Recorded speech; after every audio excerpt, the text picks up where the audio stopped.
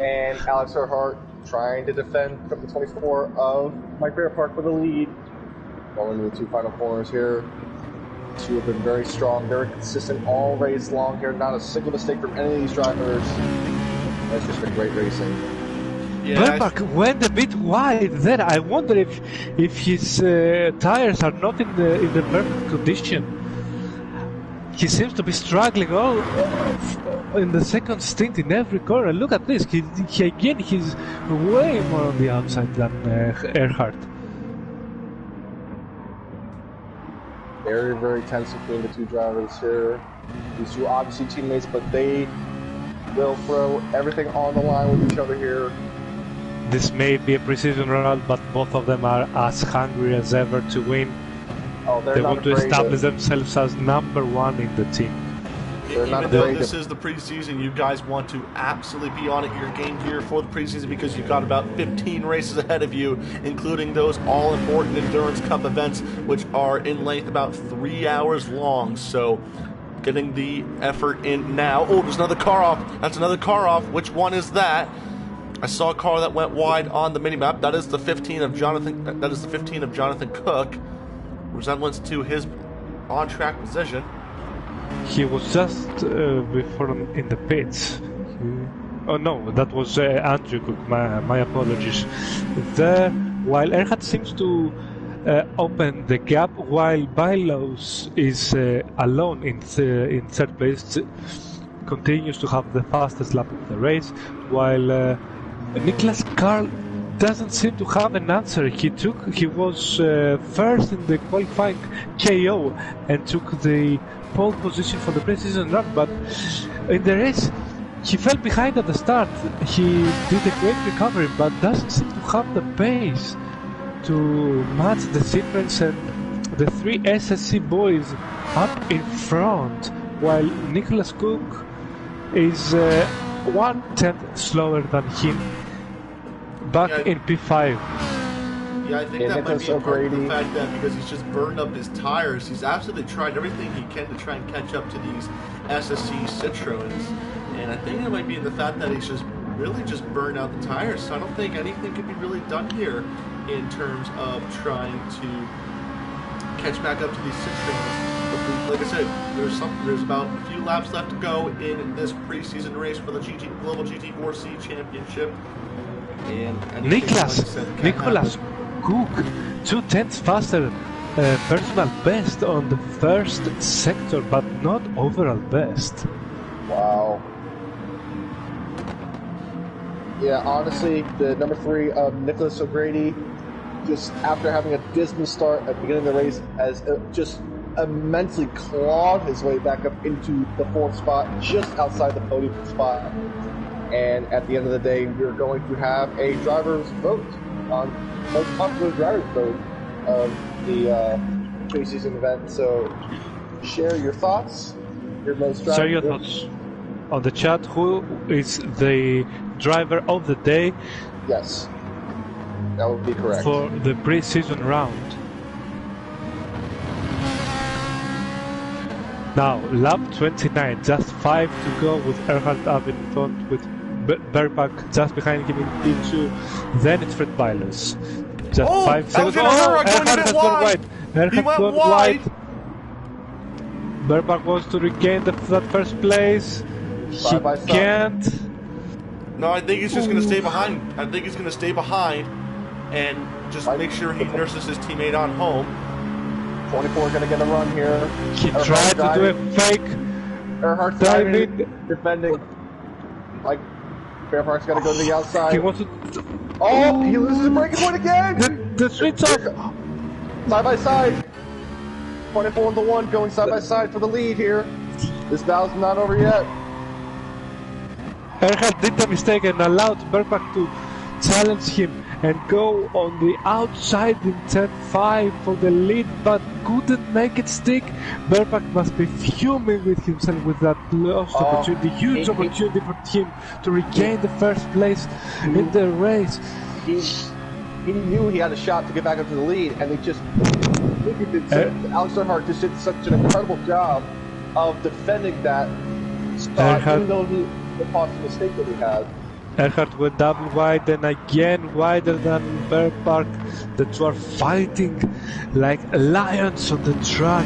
Now on the start-finish straight lap. We're going on lap 30 with two Citroens up in front. It's 1, 2, 3 for SSC, or like 1, 2, 3 and 5 for the champions. And again he goes a bit wider. It seems on the start of the stint that Bear Park doesn't have the grip, and as we go on the final stages of the race, Earhart uses more of his tires, and Bear Park has now the chance. Bear Park's he's going on the inside. He's going on the inside, and Here he He's done it. Deep at the brakes. A bit too much on the brakes. A bit too much on the brakes. He missed it.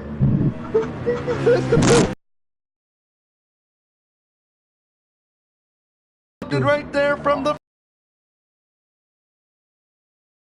Oh my goodness! What an incredible battle we're seeing here. That could have been the last gasp of breath for Mike Bear Park. That was this one shot that he had, and he's going to look like he's going to have to try and do it again, because that's probably his best overtaking spot, is that long straight down the backstretch and into that heavy braking to the left-hander. That's his best opportunity if he wants to get this lead back potentially in the race win here today. If you want another battle on track, is for 10th place between Apas Harsk and Jordan Brook in the number 66 Ferrari. I think little contact. Going at it between these two. They've been scrapping it out. Jordan's going to go on the inside. Oh, he was. He was looking. Jordan Brooks going to be all over the back of this Aston Martin. That Ferrari absolutely quick in a straight line, as to the Aston Martin. Which one of these guys is going to get the upper hand on each other? Both these guys have a lot of damage on them, but they're still going strong here to try and survive and finish this race here today. 3 laps to go. Is Earhart all over that curbing? Earhart again wide, and both so is Bear Park! Bear Park's going to the grass! Oh my gosh! He followed his teammates' footsteps. He had the opportunity there to close the gap or even attack, but he went wide too, and again wide on turn 5. These guys are pushing to the absolute limits here. That's gonna, if these guys keep making mistakes, that's gonna open the door for possibly 3rd, even 4th place to get on this battle for the race winner today. And there's only 2 laps left to go, 2.5 laps to go left in this race here. Fred Bailus took 2.5 seconds in the last 2 laps, while the front runners were fighting for the lead of the race. Is there a chance for Bailus to even grab 2nd? We'll find out soon. 36.6, the fastest lap from the Belgian guy. This battle's still going on for 10th place between Pedro Harsk and Jordan Brook. These guys are absolutely on it right here. Jordan getting a bit of a run on Pedro Harsk. Pedro goes to the inside to defend. What a run this is. On the outside! What a move! On the outside! What a move! He gained a lot of speed out of turn 1. He forced Pedro on the Pedro's inside. coming though. He's going to get it instantly right up back. He's going to get forced on the grass. He goes to the grass and forces the inside. This is incredible racing. More contact. More contact. Big lockup. Pedro somehow still kept the lead. Brilliant driving by Pedro Harsk to regain the place he lost by a brilliant overtake from the outside there. This is spectacular racing here today. Pedro going really slow to the corners. He's gonna get hit. He's just punted him. This is going to be dicey stuff here today. Damage on the rear of the 18. Damage on the rear of the 18 right there. So a bit more slidey for that number 18 Aston Martin, but Pedro Harsk going to do everything he can. He gets forced off a bit wide. That's going to get the door to Jordan Brook here. It just tucks it behind him. Behind the 66. Harsk must be really angry with this. He tries to go on the inside. Jordan goes a bit wide. Jordan goes a bit wide. That Aston Martin, though, with that straight line speed under the draft, is going to close up for the second to last lap for these two. Of course, the leaders are soon going to come for their final he's lap. He's too far back to fight, and the Ferrari is great on turn 1. We are approaching... Oh, that goes what? Maybe a bit too much. Maybe a bit too much for that number 66. Wide there, and Pedro still has a chance to grab 10th.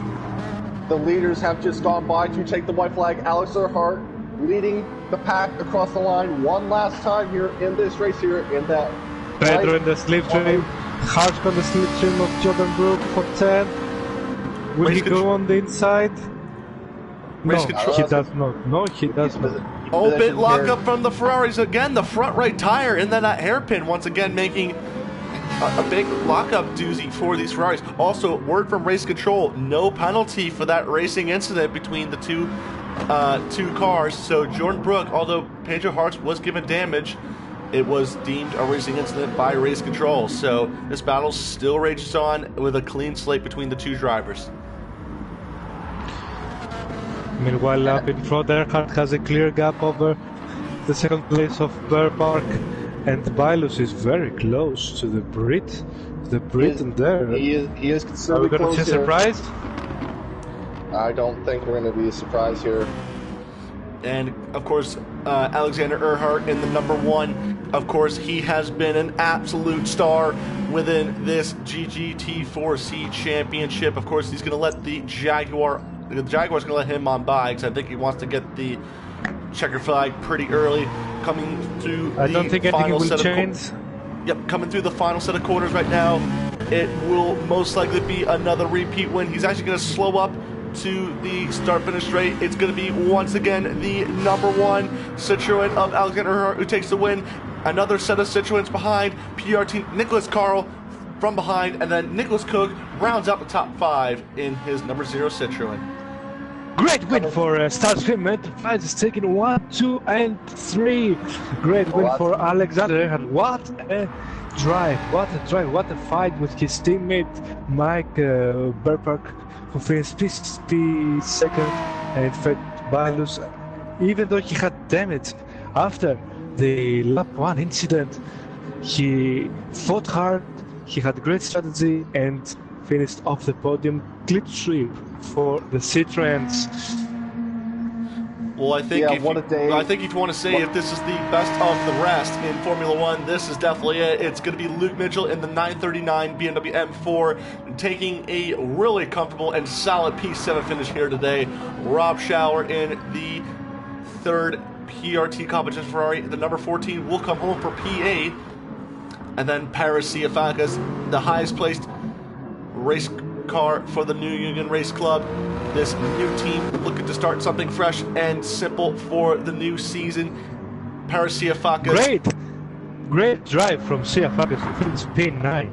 Jordan Brook P10. Jordan Brook and Pedro Hartz still going to battle it out. They're actually he's trying to break the drive and actually Oh, I don't know what race control's going to say about that. Kyle Peckham will come home for P12 in number 67. P12. And of course, one more finisher of the hands of Mindaugas Katinas. A very difficult day for this program, but of course it is a preseason round. Plenty of time to improve on that, of course. P14 goes to Stats Coco Reagans for Coco Racing AMN. This team will change its name and the car for the first round of the championship. There we go. Andrew Cook and Jonathan Cook wrap up the field. So, guys, what a great race! What a great race we just witnessed. And I have to say, no full course yellows. No full course yellows. No full course yellows just yet. So, but yeah, a good race, of course. I did thoroughly enjoy that as well. I hope everyone did as well. So who was your driver of the race for you two, guys? I think that Nicholas O'Grady was my driver of the day. He had a pole sitter, fastest guy in QKO. Just, not the start that he wanted. Got sent all the way back to P12, but just over the duration of that race, he just clawed his way back up to P4. And I think the drive that he had was just absolutely stellar. And I think for any driver that isn't Starscream Enterprises or PRT competition, watch out. He's a fast man on track here. So. So, Statis, who's going to be your driver of the day after seeing that thrill of a race? My driver of the day has to be Alex Earhart. He drove brilliantly. He gambled with the strategy, made a brilliant move on Burback. He held his position after he went a bit wide. He defended brilliantly for 2 consecutive laps. What a race from our 2-time champion to defend his place from another 2-time champion of the GT4 championship. His main target is, of course, to come on top again this year and send a very loud message to all his competitors. Also, I have to say that I'm a bit surprised and from the team PRT. They showed a great pace on this pre-season race for the GT4 championship, and hopefully they'll take the fight to the big boys, the champions of this last 4 years. Is it? I think it's yes. 4 years in both GT4 and GT3 championship. Great showing by Nicholas Cook in P5, and maybe Alex Hayden, if he was ahead of Cook after his pit stop, he would have thought and stayed a bit closer. Very hard for Luke Mitchell in P7, and also for Paris Siafakas in P8. Very disappointed in Statis Kokoregian's in P14. He should have been a lot higher given his pace. He should have been around P7 with Luke Mitchell. Pedro Harsk, great driving, great defending from Jordan Brook, who had his collision also with Rob Schauler, and the yellow Nissans in the last 2 places there. This race is just a small taste of the whole cake that awaits you guys on the 2020 GORO season. Stay tuned for more. We would like to thank our partner, automotivenews.gr, for their support in the series. Make sure to sign up on our championships, both in GT3 and GT4. Find us on Facebook on GORO Global Online Racing Organization on Facebook, GORO eSports on Instagram. And let's wrap up this live stream. Guys?